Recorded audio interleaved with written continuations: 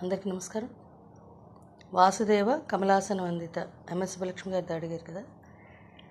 కొంచెం రవీంద్ర భారతిలో ప్రోగ్రామ్స్ ఉండడం వల్ల కొంచెం టైం పడుతుంది ఇవ్వడానికి నోటేషన్. ప్రాక్టీస్ క్లాస్లో వాసుదేవ ఇది సెందుర్తి అని ఇచ్చారు, ఎక్కడో ఒక చోట చూసాను. బట్ సెందుర్తి ఏమో 28 మేళకత్తా హరికాంబోజి జన్యం అనమాట. దానికన్నా కూడా కాకల నిషాదం వేస్తే అందులో కైసక నిషాదం వస్తుంది. కాకల నిషాదం వేస్తే ఇంకా కరెక్ట్గా ఎగ్జాక్ట్గా వచ్చేదన్నమాట. 29th మేళకత్తా దీర్ఘశంకరాభరణం రాగం.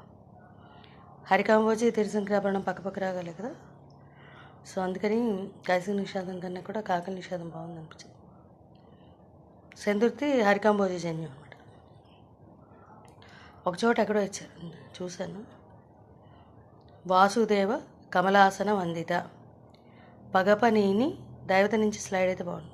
పనిద నీనిని నీ నిరిసనిద. అలాగే మొన్న ఇచ్చిన సాంగ్కి దీనికి కూడా ఎలా పాడాలో కొంచెం రేపు టెలింగ్లో చెప్తాను.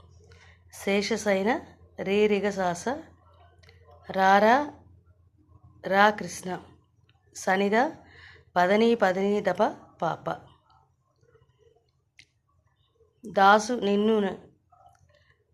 దాసుని నన్నిటు దాదత దశని పాపనిద మోసము ధనీసాసని దపాగాగరి మోసము చేసితే దోషము నీకేరా గోపాల పాదని ధనిని దప పాగప పాగరి.